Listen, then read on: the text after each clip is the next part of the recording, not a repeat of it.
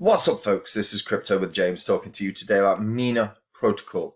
Mina is the smallest blockchain in the world, and I want to talk about why I think it can have success. And part and parcel of that is down to its USP, which is unique selling point, if you're unfamiliar. So I'm going to get into that. Also, there's really massive news coming out of Polkadot, big developments. So if you're in crypto or you're in Polkadot or any part of Polkadot's ecosystem or Kusama's, this is news that you're going to want to pay attention to. And I'll get into that in a second as well. Before I do, you may be wondering why the hell you should listen to me. Probably go, James, there's 1,000,001 crypto YouTube channels out there. So why should I listen to you? Fair question. Fair question. So these are the first 26 coins that I actually spoke about on the channel. And then the first 26 coins I held when I made the channel.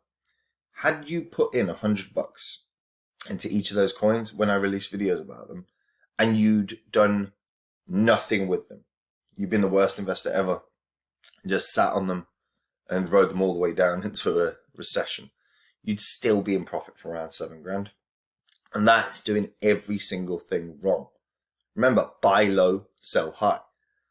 Now, if you'd done the right thing, if you'd sold these coins last year, when the markets were flying, you would have made 123 grand. It's a whopping 116 grand difference from doing the right thing versus doing the wrong thing. Now, obviously, I sold all of these when last year, and this is not my portfolio anymore. If you want to see the coins that I own, go read copymycrypto.com. It's where I share every coin I own, every coin I buy, every coin I sell. Obviously, I've been building my portfolio in this bear cycle. I'm going to carry on building it, adding to it, adding some brand new coins. Now, if you guys want to make these gains, the 52X is 62 or 100 or more, 677, that one, then go read the site. Many of our members have never invested in anything, so we've got step-by-step tutorials for everyone. And you do, Phantom was a Udemy course I did where I said it would be the best investment in the year. I've only ever made one, so nailed it, 100% record. But when I find the next Phantom, I'm just going to get on the site and tell the members I'm not going to do a Udemy course again. So if you want to find out what the next big coin is going to be, then go read the site. Link is in the description. Right, Mina. So if you're unfamiliar, Mina is a minimal, succinct blockchain. The whole premise of Mina is that it's built to curtail, to basically remove or reduce the computational requirements that are out there in order to run dApps. So Mina's network size is only 22 KB, which is minuscule when you compare it to Bitcoin's 300 gigabyte blockchain. The whole premise is build something that's small, scalable, and efficient. And they're doing that really, really well. So the protocol uses zero knowledge. Well, ZK Snarks. I was about to start reading the whole thing. ZK Snarks, which is a proof that enables someone to authenticate info without revealing the actual information. However, enabling a user to trace the platform back to its genesis block can be impractical in a large network. Because Mina's tiny blockchain, Mina incrementally computes snarks that concentrate on only the last few blocks, and that means that end users check the ZK snark proof instead of an entire history of the block. And obviously that minimizes the actual computational requirements for the network. As a result, transactions can get through a lot faster. Mina is a really interesting one, heavily backed as well. So I want to talk about also who have backed it. So Coinbase have backed it, obviously 3 Arrows, but they backed damn near everything, I think. And they've collapsed. And Polychain. So all of the so right now Coinbase and Polychain are the big two that are the backers. And block producers are basically stakers or miners. and they earn block rewards and transaction fee payments. But the protocol doesn't slash incentives that go to block producers, which a lot of the blockchains out there do. This category of participants allows Mina's users to delegate their coins to them. As a result, obviously, it means you can gain some return on staking. Right, before I get into any more of Mina, guys, there is I reached out to BitGet. Now, I reached out to BitGet because I find their exchange very, very good, and it's 0% fees when trading. And you can trade with USDT pairs, and it's 0 damn %. Now, right now, there's a promotion. This ends on the 25th, and basically, if you join BitGet using this link on this page, and I'll put both links in, and you do a spot trade, you will be in with to win a share of XRP, and there's $500 out there right now. And I'll tell you this, guys, there's 3 people that have joined right now, so they're sharing about $166 worth of XRP because they've made trades. So if you want to get a cut, and a decent cut of XRP, then click the link in the description. It will take you to this page, and then join with this referral link at the bottom, and you will be able to get in with a shot of $500 of XRP. BitGet, 0% fees. Recently partnered with Lionel Messi. Lionel Messi has done some promotional videos for them.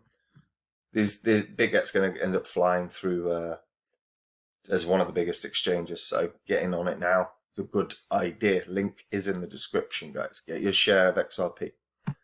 Right. So Mina. So when we actually come to Mina right now, so their aim is building privacy and security layer for Web3. So they're known as the world's lightest blockchain that's powered by participants using obviously ZK snarks.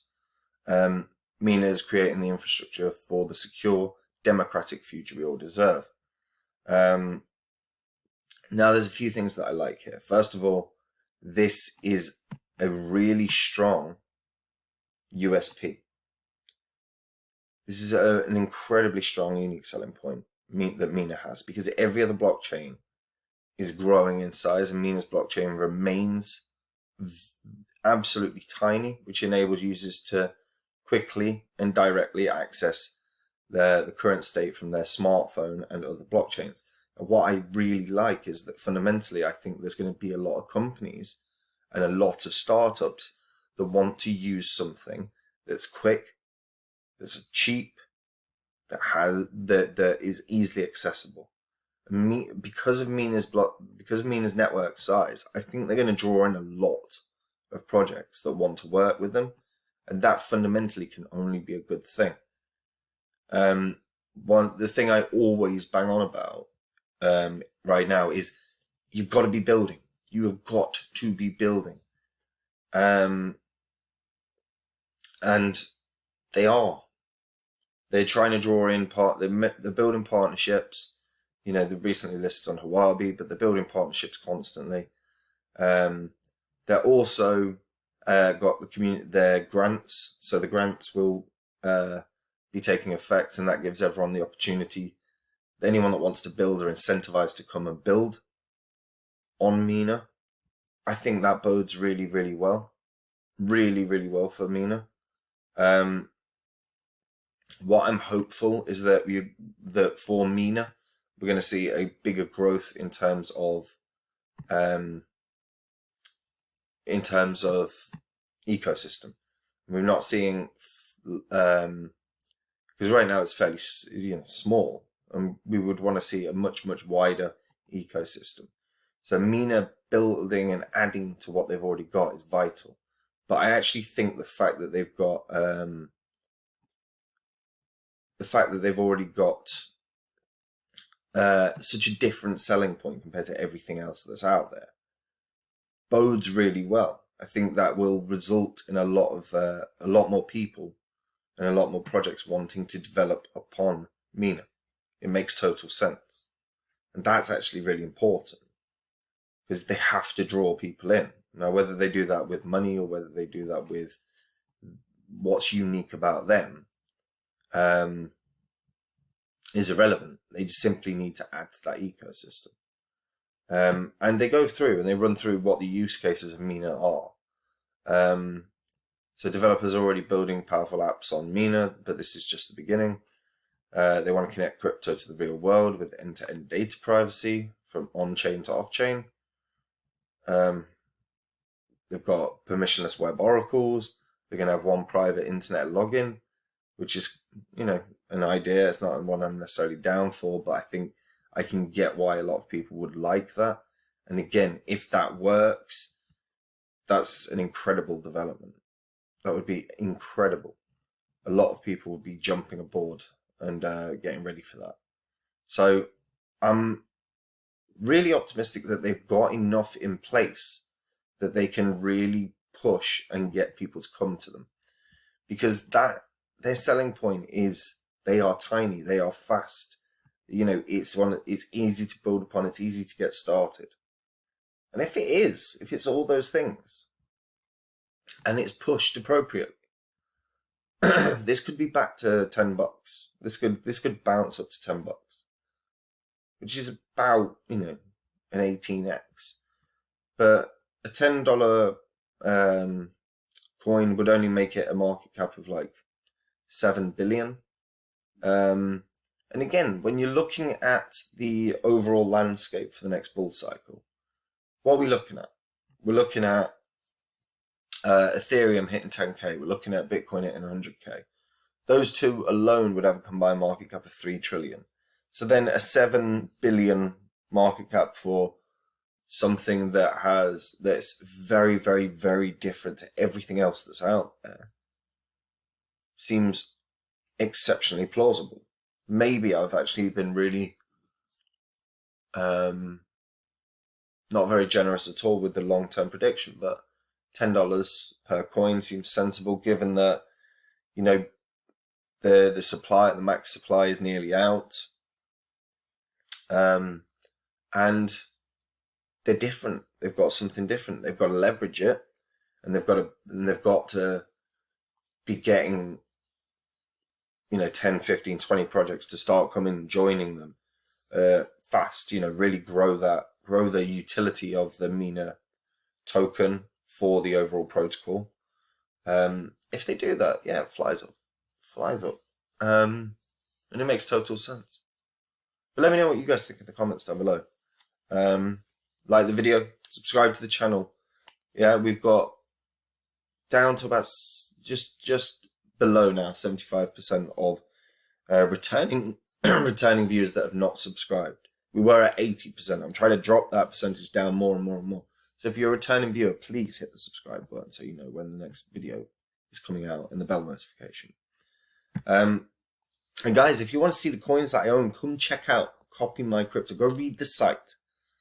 On the site, I share every coin I own, my entire portfolio, every coin I buy, every coin I sell. We've got thousands of members, many of whom have never invested in anything. So we have beginner tutorials. So it doesn't matter what anyone's starting point is, they can get on with it. If you want to make these gains, the 42Xs, the 52, the 62, the 600 plus, then you want to go read the site. When I find the next Phantom, and I'm always searching, all I do is spend my time deep diving the markets. I'm going to find it. I'm not going to do a Udemy course. I'm going to tell the members. And if you're a member, you'll hear about it first. You can copy along, get in on the ground floor of a project that I think will fly up. But all the others as well, because they're all going to fly. And yeah, you can copy along. So go have a read. Everything on the site is verifiable because it's all on the YouTube channel. Oh yeah, so Gavin Wood. Gavin Wood has stepped down from a CEO role at Parity. Now Parity is Polkadot's key backer. So Wood obviously developed Polkadot. He developed the created Parity. He created Web3 Foundation. He's done a lot, right? He was also one of the co-founders of Ethereum. Now, what he's decided, and it was a statement that he shared with CoinDesk and everyone else, is Wood said he will focus on making Polkadot more relevant to large swathes of the population in his role as chief architect.